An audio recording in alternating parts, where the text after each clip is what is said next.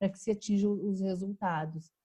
Então, é algo que nós estamos identificando e depois que a proposta é que também vocês possam estar refletindo como empresa qual que é a realidade de vocês.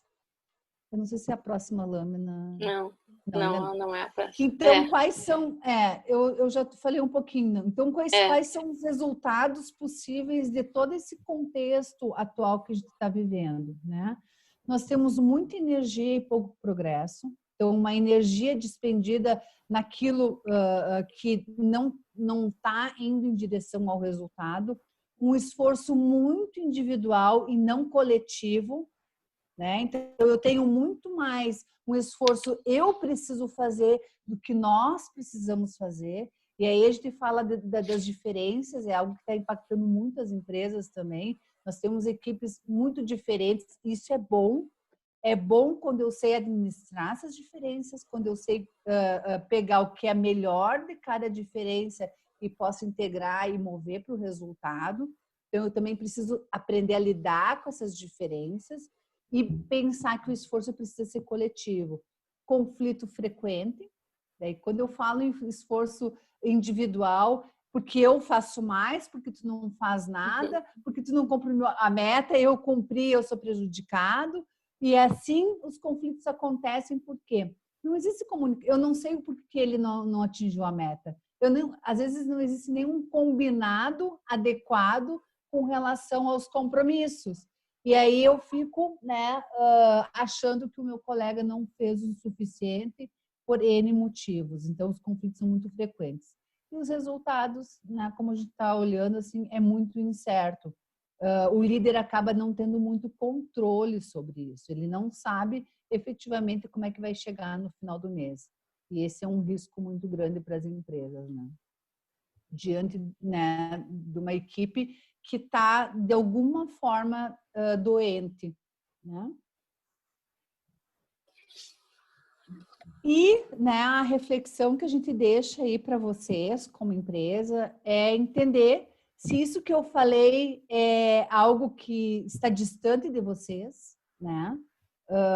Com relação a esse cenário atual, com relação a essa transição de transformação, com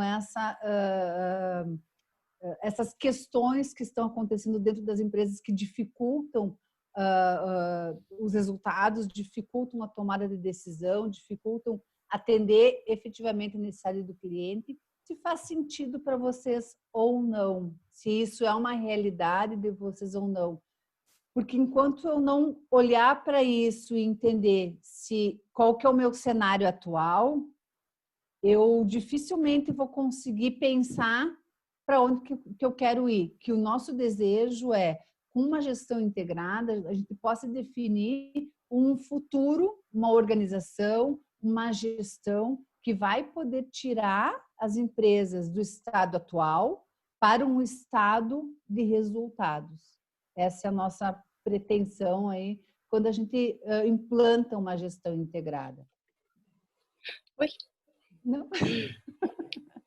Fui para trás, era para isso. Então, a gente deixa essa reflexão, né? Eu sei que para quem está nos escutando agora, para quem vai nos escutar, é importante que você possa parar, pensar na sua empresa, né, atual e possa escrever mesmo, sabe? Possa escrever e pensar como que eu estou hoje, qual é o meu cenário atual de empresa e o que eu gostaria que fosse diferente.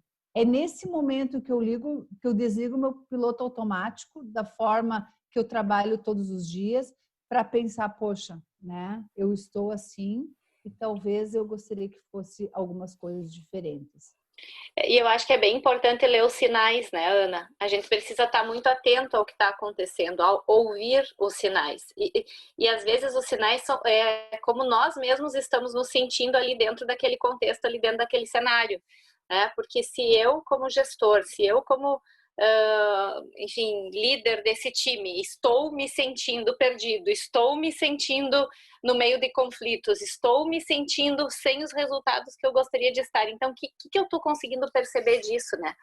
Então, é bem importante a gente ficar muito atento a isso e realmente estar se questionando e olhando para esse cenário, por mais dolorido que às vezes possa ser, né?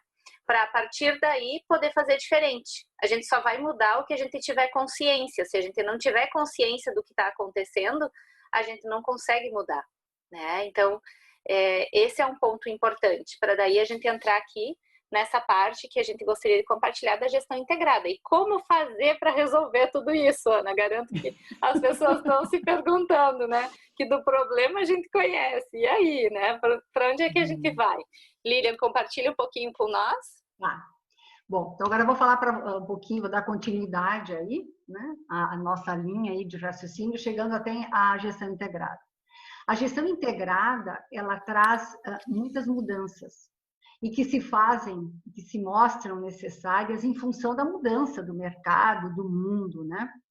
E ela traz coisas importantes e ela tira, um ponto bem legal é que ela tira da responsabilidade de uma única pessoa. A gente não ouve mais tanto, isso é problema de liderança, isso é problema da gestão. Não, a gente olha para a empresa como um todo. Cada um ele tem a sua responsabilidade naquele mecanismo que movimenta a empresa e que gera resultados. Então, quando eu olho para uma gestão integrada, eu tenho como premissa básica olhar para o mercado. Hoje, se nós olharmos para o mercado, nós temos uma dualidade e é importante isso. Qual é essa dualidade? Nós temos uma realidade, né, que nós temos que olhar com otimismo, porque nós temos que ter fé que nós vamos chegar vencedores lá no final. Mas, em contrapartida, nós sabemos que nós temos muitos desafios a vencer.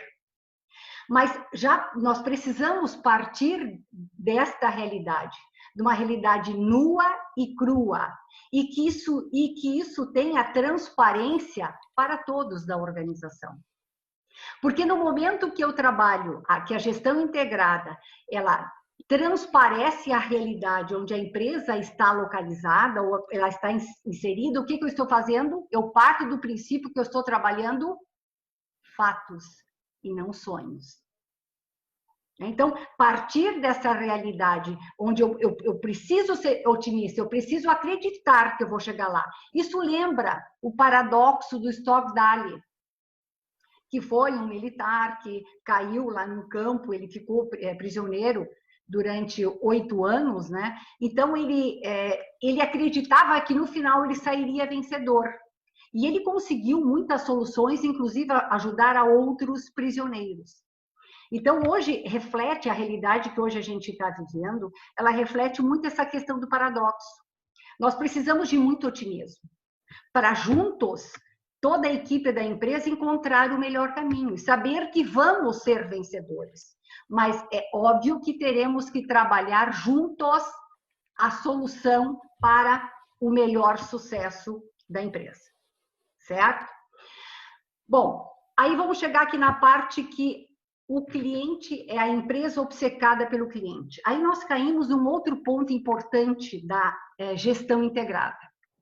Nós sabemos que qualquer empresa, tenha o tamanho que tiver, o segmento que tiver, se ela aplicar de uma forma consciente um conjunto de práticas, vamos dizer assim, um conjunto de práticas, um conjunto articulado de práticas, ela vai conseguir se desenvolver, ela vai alcançar melhores resultados, ela vai apresentar o melhor desempenho. Porque essas práticas, inclusive que a gente vai falar aqui, elas intrinsecamente têm princípios que regem um movimento acelerado e positivo dentro de uma organização.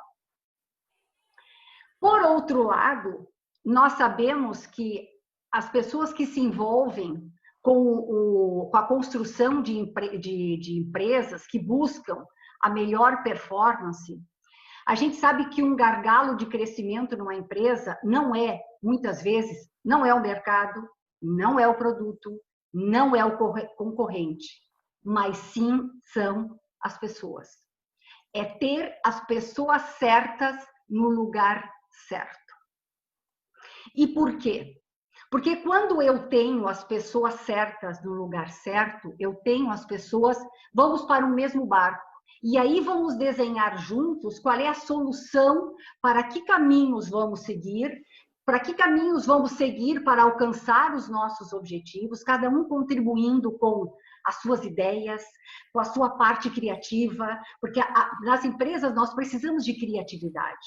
É isso que impulsiona o crescimento de uma empresa. Então, nós precisamos de preparar as pessoas, ter um modelo de trabalho, mas dar liberdade e responsabilidade, para que essas pessoas contribuam, que elas tenham ética de empreendedorismo, que tenham criatividade, que levem a melhor solução. Só gostaria que voltasse ali um pouquinho. Volta? Tá, desculpa, achei que já estava falando da próxima. Não. Então, assim, eu estou com uma equipe onde eu sei que eu tenho as pessoas certas, nos lugares certos, para iniciarmos a trajetória e chegarmos a resultados positivos. Com esse contexto, essas pessoas elas se sentem totalmente envolvidas na minha empresa. Porque tem uma transparência, gente, tem uma confiança, tem um respeito, tem um espírito de equipe. As pessoas elas se sentem responsáveis pela solução, pelo modelo que estamos seguindo, pelo modelo de negócio que estamos seguindo. Então, todos os desafios, as mudanças que se mostrarem necessárias, as pessoas vão contribuir de uma forma motivada para se encontrar na solução. E o que a gente começa a desenvolver? O que a liderança, isso é um estilo de liderança, o que a liderança conquista? Paixão. E isso é uma palavra, e isso é um elemento muito forte para o sucesso de uma empresa. As pessoas têm paixão pela empresa. E eu olho, e as pessoas começam a compreender essa empresa. E elas começam a entender que a empresa também tem atividades de paixão. E é então, nesse momento, que eu consigo dizer que a minha empresa é obcecada pelo cliente. Que a minha empresa tem paixão pelo cliente. Porque, primeiro, essas pessoas elas precisam ser apaixonadas pela empresa. Elas precisam ter vontade, elas precisam ter humildade, de saber que nem todo mundo, por exemplo, o líder ou qualquer outra pessoa, hierarquicamente, ela não precisa saber a solução de tudo. Não é o esperado. O esperado é que junto consigamos a melhor solução para aquela empresa, que vamos compartilhar o conhecimento. E aí as pessoas vão se sentindo muito entrosadas nessa empresa. E vão se apaixonando pelo que está acontecendo. E aí sim eles podem dizer, nós somos responsáveis pelo e-commerce dos nossos clientes. Nós ajudamos o cliente a vender o seu produto e se posicionar de uma forma positiva e firme no momento de pandemia. Nós estamos fazendo a coisa certa. Pode passar para o próximo. O que nós temos aí? Pessoas altamente motivadas. Eu não preciso, a liderança, ela não precisa gastar energias para motivar essas pessoas. Ela só tem que cuidar para não desmotivá-las. Eu posso ter níveis hierárquicos menores porque eu não preciso ter uma intensidade de gestão sobre elas, porque elas têm responsabilidade. Elas têm liberdade e elas têm responsabilidade. E eu gosto de uma analogia quando a gente diz o seguinte, por exemplo, vamos imaginar um piloto de avião. Ele trabalha dentro de um sistema rigoroso, mas ele tem responsabilidade, ele tem liberdade com responsabilidade. O que significa? Nós estamos numa viagem, está chovendo muito. Estamos se aproximando do aeroporto. E aí todo mundo olha, não enxerga nada, é só nuvem, chuva, trovão, parari, parará. Né? O que é que o piloto precisa fazer? Ele decide que ele vai baixar. No meio do caminho, ele remete a aeronave porque ele percebeu que os ventos não são favoráveis, que é muita chuva. O que o piloto fez? Mesmo trabalhando dentro de um sistema, ele foi preparado e ele está preparado e ele tem liberdade de decisão. Só que ele acabou remetendo a aeronave porque ele tem responsabilidade sobre a vida das pessoas que estão dentro da aeronave e pela né? E pela própria aeronave. Então, o que eu quero dizer, no momento que tu engaja essas pessoas da forma como nós estamos falando, e que tu tem certeza que tu tem as pessoas certas no lugar certo, elas tomam decisões, elas são flexíveis.